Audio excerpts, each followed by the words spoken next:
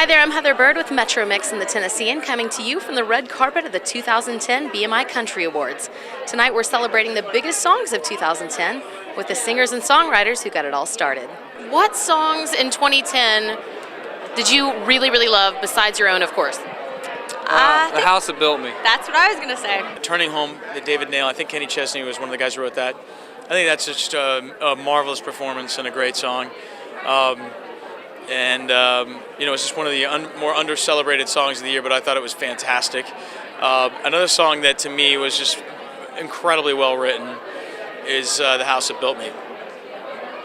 When something that I helped create or helped channel from the higher being comes through and is able to touch people, I just feel so blessed and so honored to be part of it. Mark my word, you can say I said it. This will be the best 5 years of music in country music that we've ever seen. The next 5 years. Wow. Watch it. I'm just really thrilled to be nominated, and I've been fortunate to be nominated for a few times, and it never gets old. That's a question I always get. People say, does it ever get old? I'm like, yeah, right. No, it's fantastic. Yeah.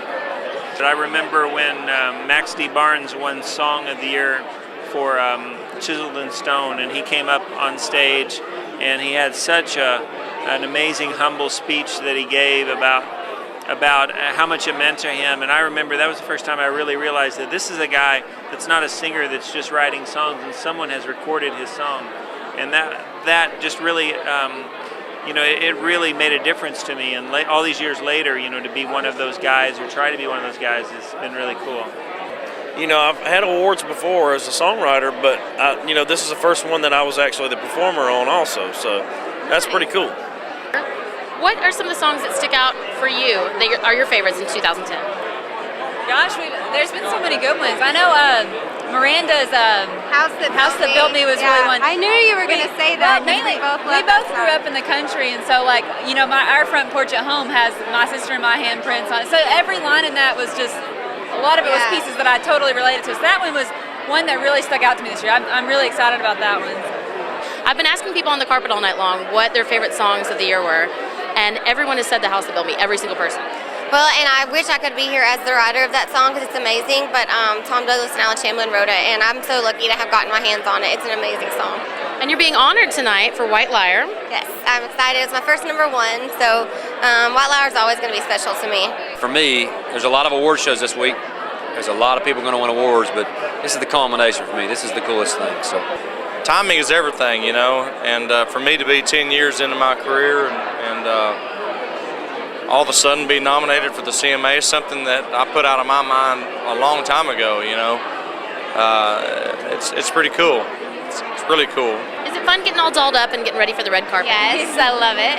This is our first one, so. Yeah, the first one ever? Yes, this is our first red carpet ever, so. You guys are working it like pros. Thank you, we're trying. You have appeared at the Grand Ole Opry many times. 21.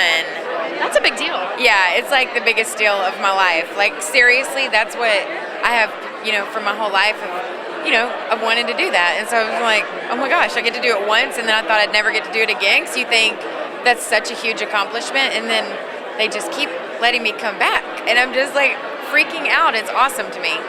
To have a #1 right out of the box, my first single as a songwriter, and it's really crazy. So it's really cool to be mentioned in the same breath as all the other guys in this room. So this is a fun night. It's really kind of for us to chill. We don't have to perform and celebrate, have a good time, see friends, get drunk. Oh, tell me, you guys are having a big year. How does it feel?